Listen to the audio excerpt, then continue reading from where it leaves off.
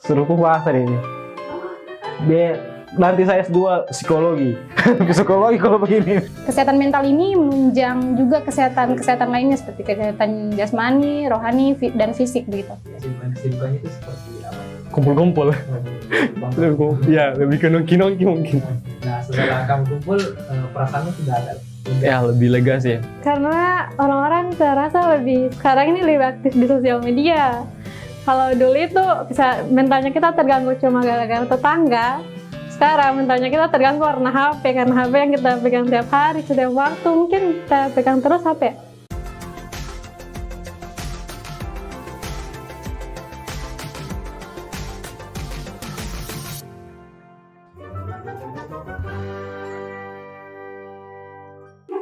Coba lihat, bagus, boleh. Lihat, gak ini, suruh ini kayaknya. Suruh puasa deh ini. Nanti saya S2 psikologi. Psikologi kalau begini.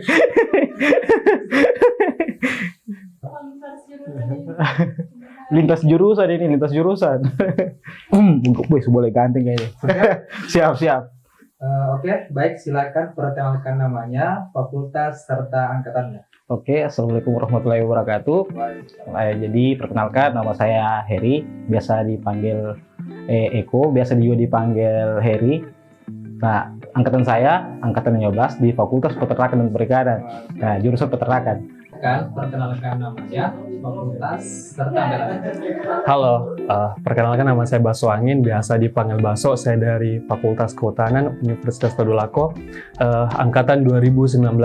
Dari nama, fakultas serta angkatan. Oke. Halo, perkenalkan nama saya Rizkika, biasanya dipanggil Kiki, panggil Cika, terserah lah mau panggil apa.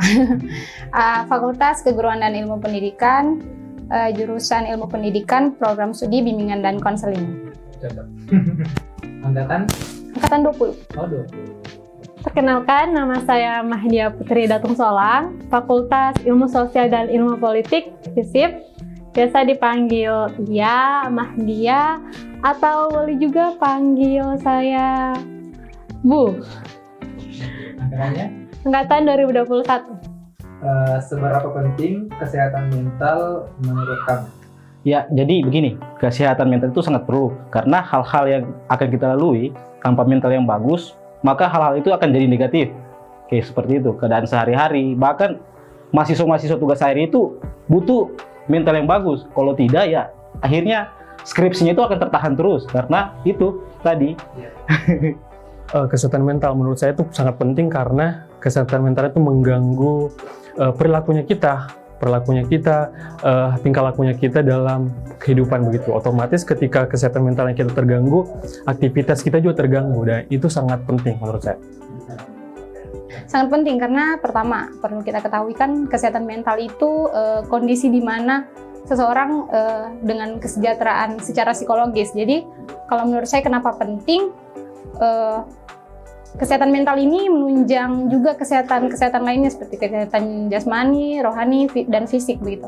Jadi kalau kita sudah sehat secara psikologis, kemungkinan fisik juga akan mengikut sehat. Tapi kebalikannya, kalau kita tidak sehat secara psikologis, itu bisa memicu gangguan-gangguan yang lainnya. Begitu.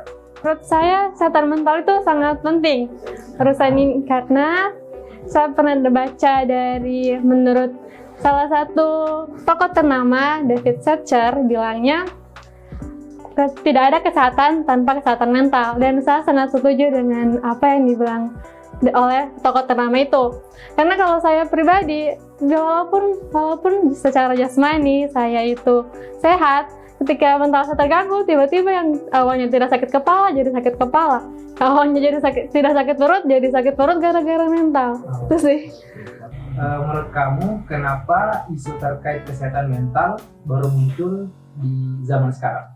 Jadi di Indonesia sendiri itu tentang permasalahan isu kesehatan mental itu memang masih tabu. Banyak hal-hal orang mengesampingkan terkait kesehatan mental ini. Padahal di lingkungan sendiri itu kita harus sadar terkait itu.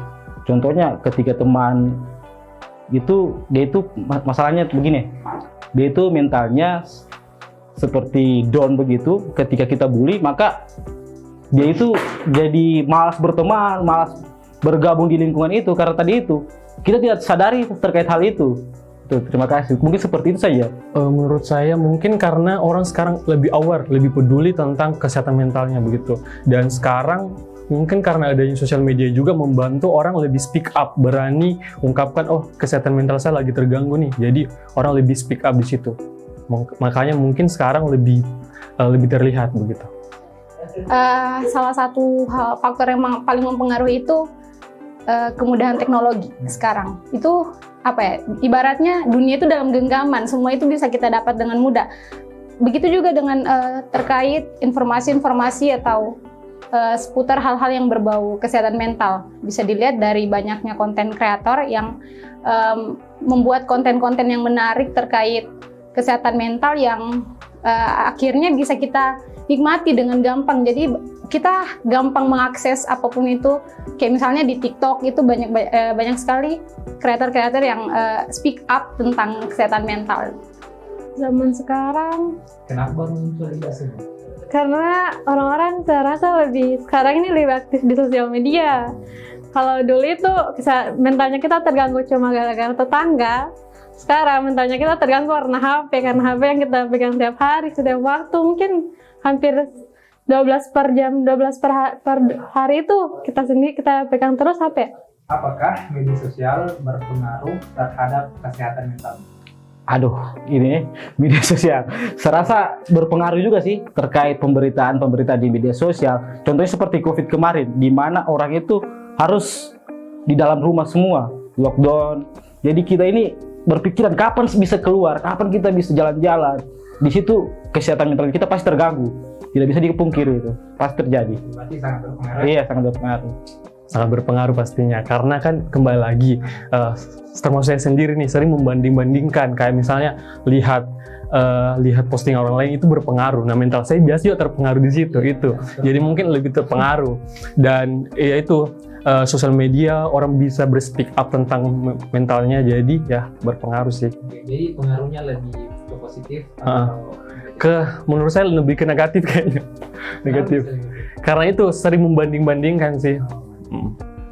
Berpengaruh karena saya pernah coba berhenti dari media sosial beberapa minggu dan itu cukup membantu saya untuk merasa lebih baik daripada sebelumnya, karena ketika saya melihat terlalu banyak kehidupan di dunia maya dan membandingkan dengan kehidupan saya di real life, itu saya sering merasa kayak kurang, terus kayak merasa minder, insecure, kayak kok pencapaian orang lain lebih dari saya ya gitu, kok saya nggak bisa, akhirnya kayak overwhelm sendiri, kayak overthinking sendiri begitu.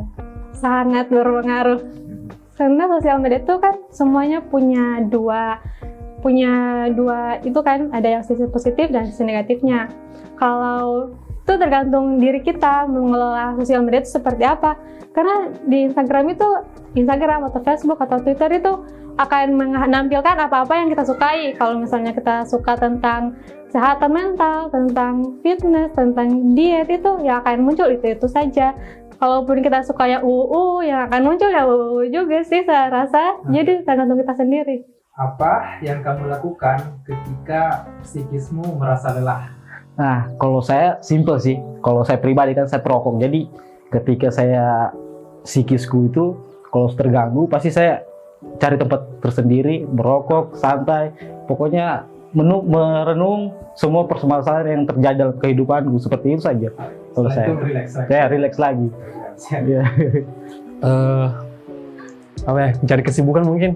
Terus kebanyakan mencari kesibukan, karena saya sendiri kalau ketika lagi mentalnya lagi tidak baik-baik saja, mungkin mencari kesibukan. Karena kalau lagi sendiri pasti banyak pikiran kan, lebih overthinking lagi. Jadi mungkin cari keramaian, cari keramaian, bersosialisasi itu. Jadi kan kita cari kesibukannya itu seperti apa? Kumpul-kumpul. Ya, lebih ke nongki-nongki mungkin. Nah, setelah kamu kumpul, perasaanmu sudah agak lebih lega sih, dan ya sedikit lega. Pertama, pastinya saya menepi dulu. Saya menepi, tidak keluar rumah, tapi dengan catatan saya bukan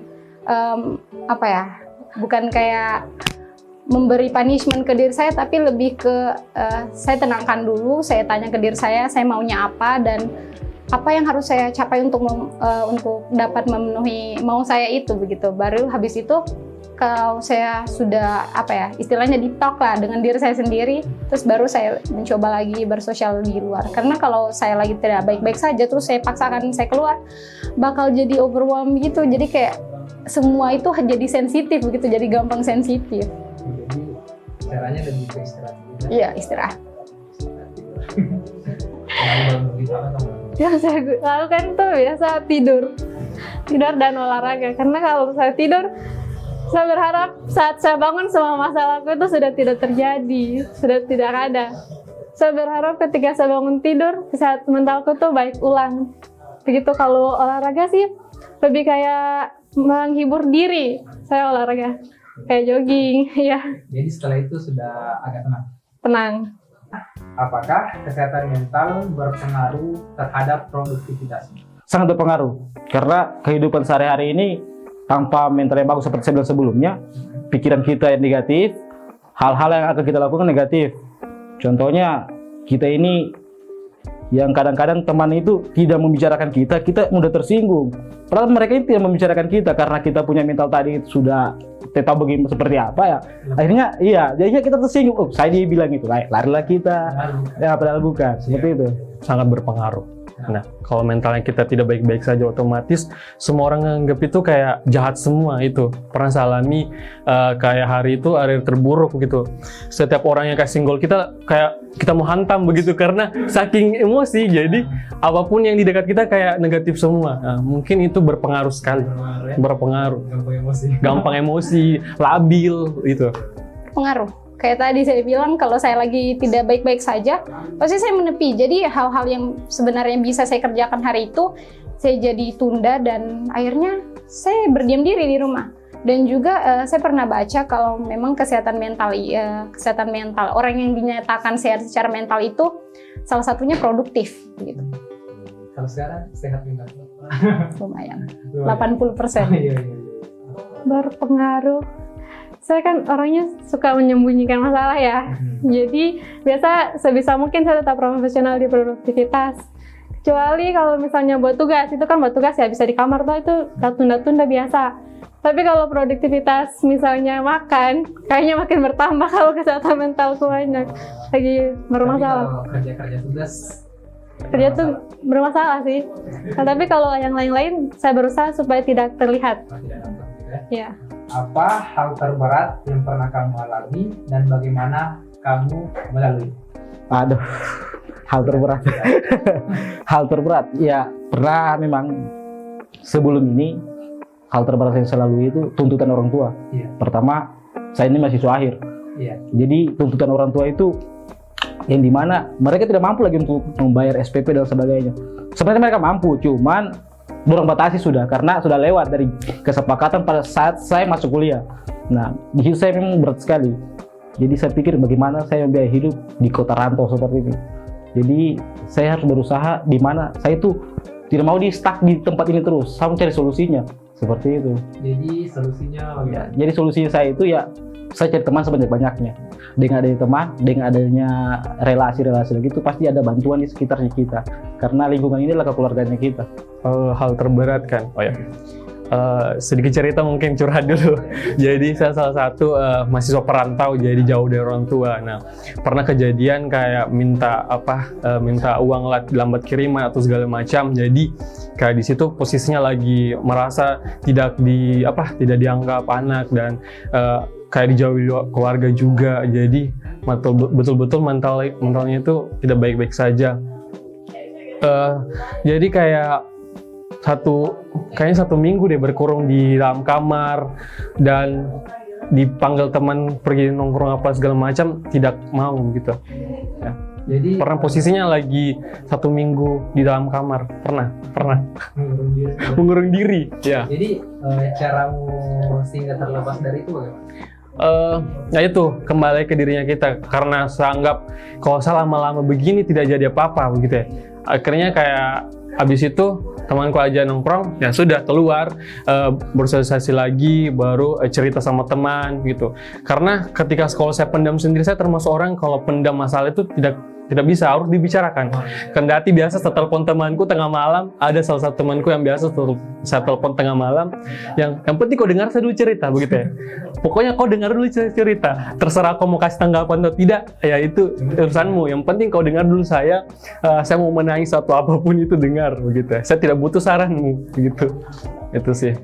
Oke, hal terberat akhir-akhir ini yang saya rasa itu kemarin saya sempat ikut ajang pemilihan di fakultas saya, tapi dinyatakan tidak lolos. Jadi ironisnya saya itu tipikal yang kompetitif dan kayak mudah sekali ke-trigger untuk hal-hal yang kayak begituan. Jadi saya itu rentan sama yang namanya penolakan. Mungkin manusia pada umumnya kayak begitu, cuma saya langsung dari dinyatakan tidak lolos itu benar-benar langsung kayak mungkin di situ juga puncaknya. Akhir-akhir itu kan sedih, tapi nanti itu saya anukan semua, tapi saya tidak pernah cerita ke orang-orang dan tidak pernah ada yang tahu. Cuma saya sempat tidak ke kampus 1 minggu dan benar-benar skip semua kegiatan dan kayak pusing, mau healing juga bingung, takutnya healing malah hilang. Healing tidak ada, maksudnya tidak ada penyelesaiannya. Jadi saya di rumah saja dulu, tenangkan diri, baru mungkin saya coba kembali nanti gitu. Pokoknya saya kasih motivasi ke diri saya gitu. Dan kalau yang waktu itu saya lakukan, ya pertama saya menarik diri dulu, menepi, tanyakan ke diri saya deep talk dengan diri saya, dan juga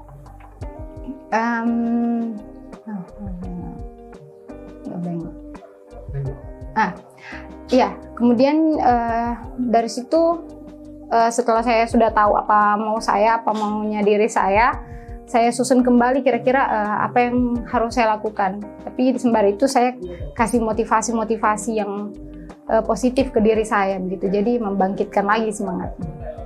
Jadi bagaimana sekarang? Sekarang sudah jauh lebih baik karena kemarin sudah ikut dengan beberapa teman juga diajak healing gitu, istilahnya. Oke. Hal terberat kayaknya pas ditinggal orang tua deh, tapi bukan ditinggal selamanya ya, pas cuma tinggal sementara begitu. Itu rasanya kayak, kenapa ya ibuku tinggalkan saya, baru ada adikku di bawah, cuma saya dikasih tinggal, itu jadi ya. Tapi saya rasa bagaimanapun saya benci sama orang tua, kan orang tua itu, mereka itu sakit-sakitnya luka yang mereka kasih ke kita tidak sakit apa yang mereka rasakan saat melahirkan kita. Jadi ya apapun yang dilakukan oleh kedua orang tua kita berusaha untuk dimaafkan.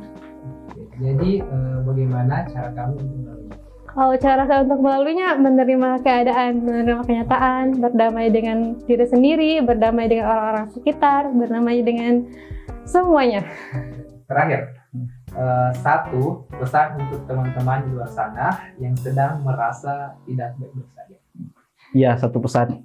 Jadi begini, segala persoalan itu pasti ada ujungnya. Segala problematika hidup itu pasti akan berakhir.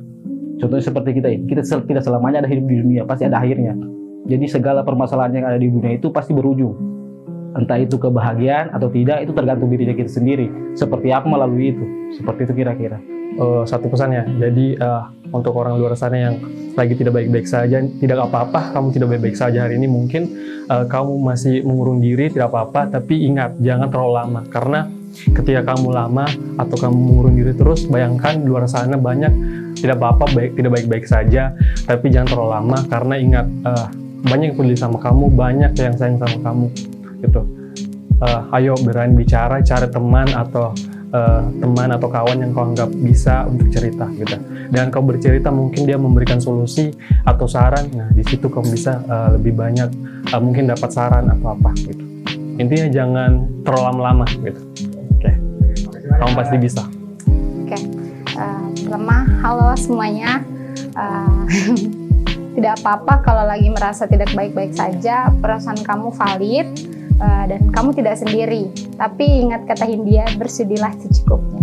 Satu pesan untuk yang sedang merasa tidak baik-baik saja, saya mohon sekali untuk jangan terlalu oversharing, because saat tidak semua orang tuh peduli dengan masalah kita, yang lain tuh biasa cuma penasaran. Cukup kalau misalnya kita merasa sampaikan masalahmu itu pada orang-orang yang kamu percayai, pada orang-orang yang benar-benar kamu percaya, sahabatmu atau orang tuamu, even bahkan tidak ada orang lain, kamu punya Tuhan untuk tempat mengadu, di mana Tuhan itu tidak akan tidur, dia akan selalu mendengar keluh kesahmu. Jadi karena menurut saya pengalaman, ketika saya tidak punya tempat mengadu itu, saya tiba-tiba saat saya mengadu pada Tuhan, tiba-tiba satu persatu masalahku tidak satu masalahku itu sudah bisa diatasi. Itu saja sih. Oke, siap. Terima kasih bersama. Nah, Dadah.